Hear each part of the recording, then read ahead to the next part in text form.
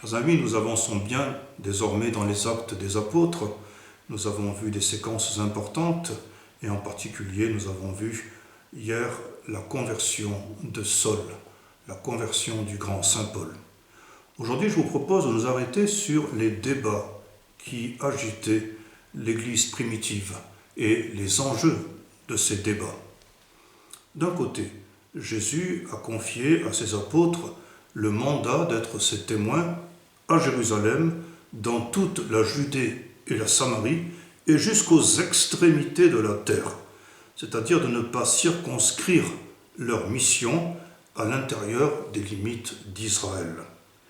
Nous avons vu que dès la Pentecôte, l'Église est structurellement universelle. De notre côté, les apôtres étaient tous juifs et ils se rendaient au temple naturellement pour prier. Mais ils devaient aussi comparaître devant l'autorité religieuse, le Sanhédrin, qui tâchait de les réduire au silence et même de les faire mourir. Saul, quant à lui, ira prêcher dans les synagogues et il en sera exclu.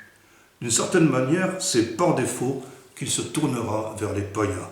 Voilà ce qu'on lit au chapitre 13e des Actes. Paul et Barnabé déclarèrent aux Juifs: « C'était à vous d'abord qu'il fallait annoncer la parole de Dieu, puisque vous la repoussez et ne vous jugez pas digne de la vie éternelle, eh bien, nous nous tournons vers les païens. » Et ce faisant, c'est un tournant. Le diacre Philippe avait déjà baptisé le surintendant de la reine d'Éthiopie.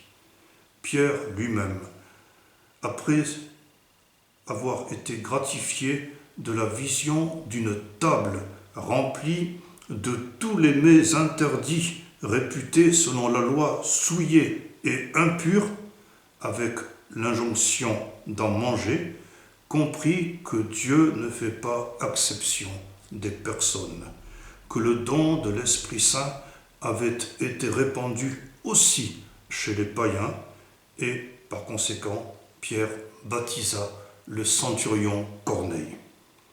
Mais que Pierre pût entrer chez les incirconcis et manger avec eux, voilà qui interpellait les croyants circoncis, et il dut s'en justifier à Jérusalem.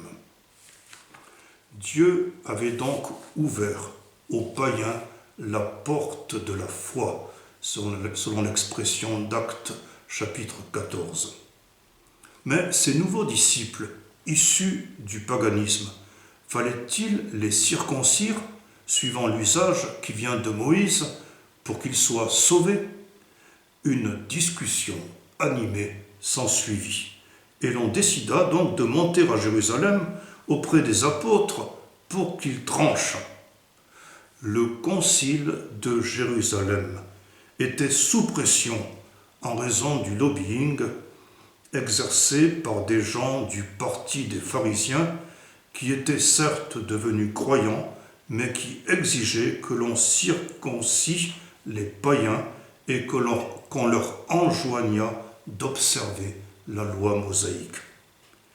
Pierre tint sa place de modérateur. Pourquoi, dit-il, tenter Dieu en voulant imposer aux disciples un joug que ni nos pères ni nous-mêmes n'avons eu la force de porter? Et Pierre usa d'un argument tout à fait paulinien. C'est par la grâce du Seigneur et non par la loi que nous croyons être sauvés. Alors Pierre décida: c'est pourquoi je juge, moi, qu'il ne faut pas tracasser ceux des païens qui se convertissent à Dieu. Ainsi, l'universalité de l'Église, l'universalité du salut qui caractérise l'Église de la Pentecôte, impliquait que l'on dépassât les prescriptions mosaïques pour se tourner résolument vers les païens. Prenez soin de vous et prenez soin des autres.